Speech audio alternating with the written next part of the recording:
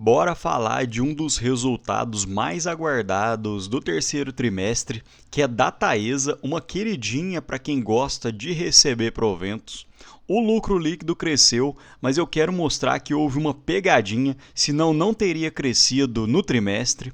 A Taesa está fazendo novos investimentos, mas tem um ponto que me preocupa e eu vou mostrar para vocês. Foram anunciados novos dividendos e no final eu quero mostrar a minha planilha pessoal e se hoje ainda valeria a pena a compra da Taesa. Olá pessoal, meu nome é Rafael. Quem já conhece o canal, dá um like na confiança e se você não conhece, inscreva-se porque é de graça e me ajuda muito. Então, primeiramente, citando os destaques, a Taesa fala sobre a gestão operacional e financeira que reflete a estabilidade na alavancagem e no resultado financeiro e também no controle de custos, mas eu quero mostrar nos próximos slides que não é bem assim, visto que o resultado financeiro tem batido muito nos lucros da Taesa.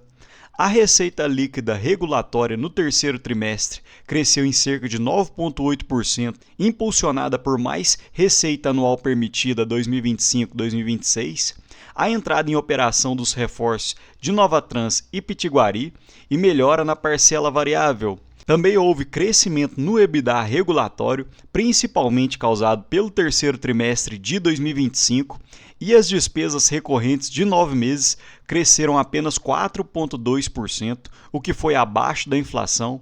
A parcela variável de 0,28% da receita anual permitida no ano, o que mantém um alto índice de disponibilidade. Vamos falar um pouco mais sobre isso no próximo slide. Houve uma aceleração nos investimentos, atingindo 1,3 bilhão no ano, e esse é um ponto que a Taesa realmente tem que acelerar, porque diversas licitações estão acabando para os próximos 6 a 7 anos. Conclusão de reforços de TSN com uma receita anual de 11,3 milhões.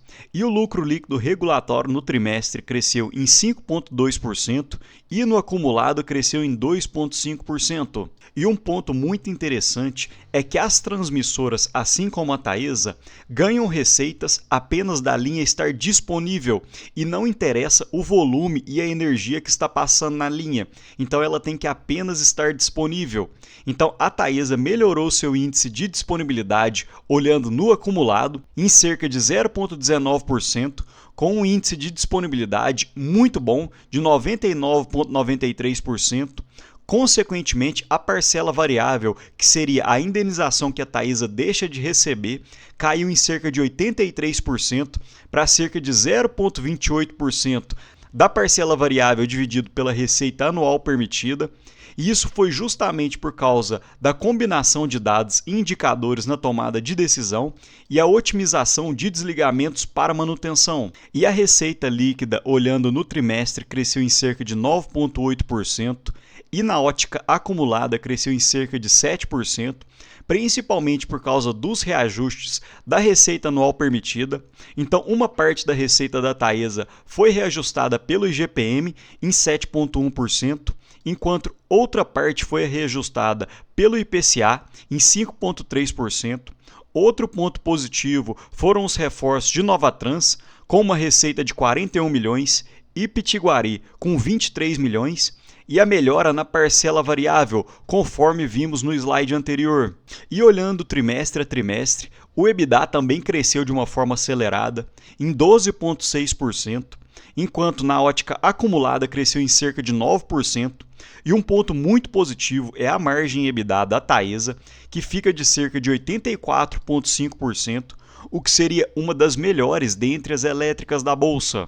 E para a gente entender um pouco melhor essa alta no EBITDA, olhando na ótica acumulada, a maior parte da alta veio da alta na receita de transmissão, que foram os reajustes e as entradas de novos investimentos. A parcela variável diminuiu, consequentemente isso acaba virando EBITDA da empresa, e o OPEX, que seriam as despesas que são de forma recorrente da empresa, também diminuíram, consequentemente isso acaba aumentando o EBITDA. Porém, um detalhe que a própria Taesa chama atenção é que o OPEX diminuiu na ótica acumulada devido a efeitos não recorrentes e tirando esses efeitos não recorrentes, teria crescido em cerca de 4,2%, enquanto a inflação no mesmo período foi de 5,2%. Então a Taesa tem feito um ótimo trabalho no controle de custos da sua empresa. E já falando do lucro líquido, olhando na forma trimestral, cresceu em 5,2%, porém quero dar um foco maior olhando na ótica acumulada, que cresceu em 2,5%,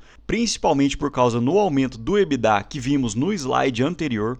Porém, houveram alguns detratores, como o resultado de equivalência patrimonial, depreciação e amortização e principalmente o resultado financeiro líquido, que nós vamos falar nos próximos slides, que é um ponto que tem batido muito no lucro da Taesa.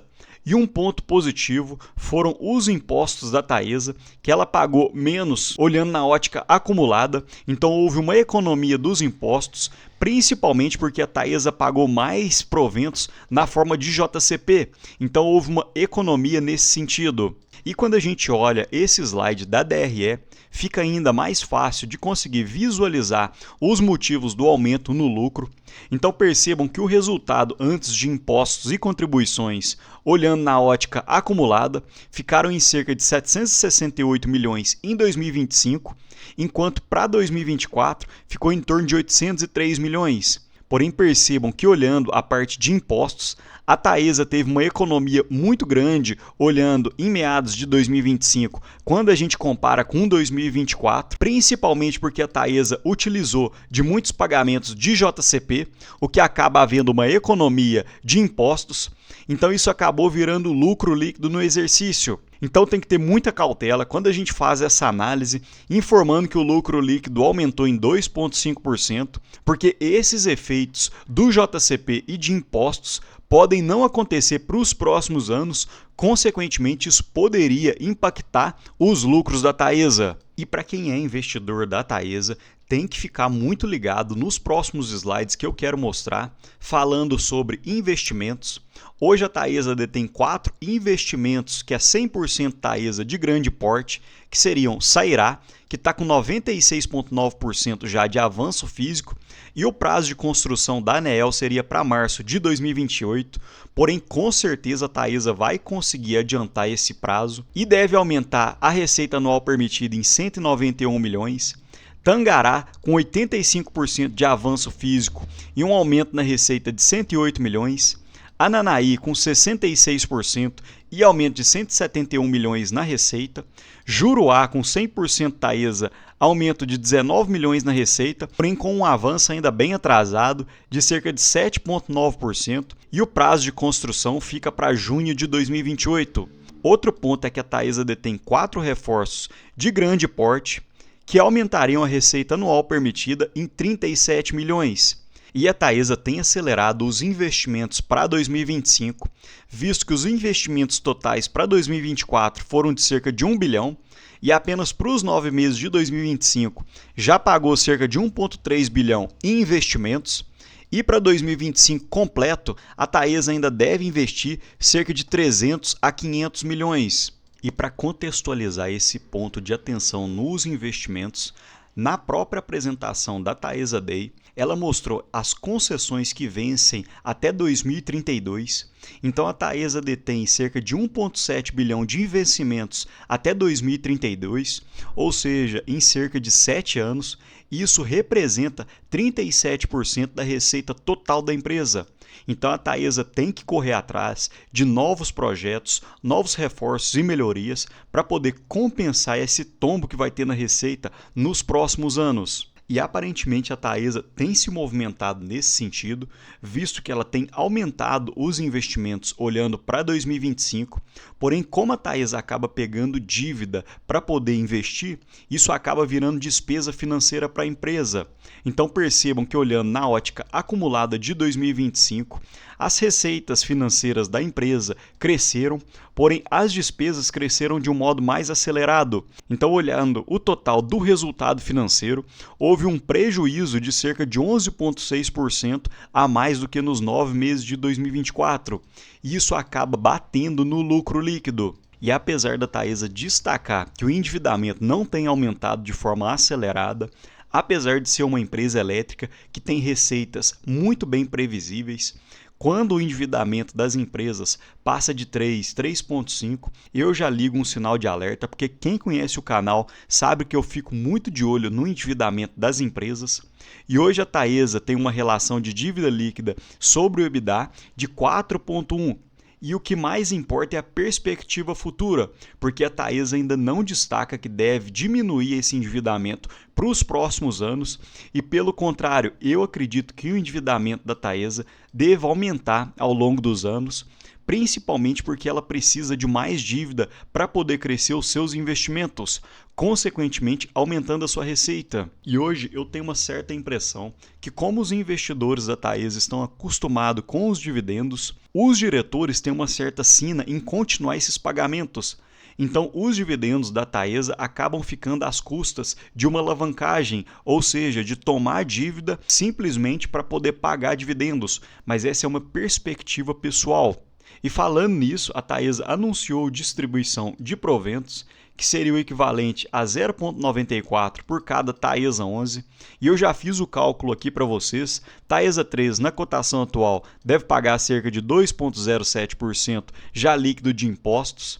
Taesa 4, 2,06% e Taesa 11, cerca de 2,06% de proventos. E a Taesa tem uma ótima política de proventos, visto que ela paga de forma trimestral, cerca de 4 vezes ao ano, no começo do ano, em maio, em agosto e em novembro. E para ter direito a esse provento, você tem que estar com as ações em carteira na data de 14/11 e o pagamento em cerca de 2 meses depois, no dia 28 de janeiro. E aparentemente o mercado gostou dos resultados, visto que no momento que eu estou gravando esse vídeo, a cotação da Taesa aumentou em cerca de 4%, e olhando no acumulado do ano, a Taesa vinha patinando nessa cotação em meados de R$ 33, R$ 34, e desde agosto ela já subiu cerca de 30%. E para finalizar, mostrando um pouco da minha planilha pessoal, pegando Taesa 11, que seria a que tem maior liquidez, com lucro líquido projetado de 1,05 bilhão, a Taesa teria um PL em torno de 14,4, o PL médio da empresa foi cerca de 11, então hoje, olhando por esse indicador, ela não estaria tão barata assim, e com 100% do payout, que é o que a Taesa pretende realizar, o dividend yield fica na casa dos 6,8%. Então hoje eu não acho que é toda essa barganha assim, apesar de várias elétricas terem acelerado para 2025, hoje eu não acredito que a Taesa seja toda essa barganha. Mas me conta aqui, pessoal, vocês têm investido na Taesa ou alguma outra elétrica? Me fala aqui nos comentários, porque assim como vocês aprendem comigo, eu também aprendo muito com vocês. No mais, deixo um ótimo dia para vocês e um abraço.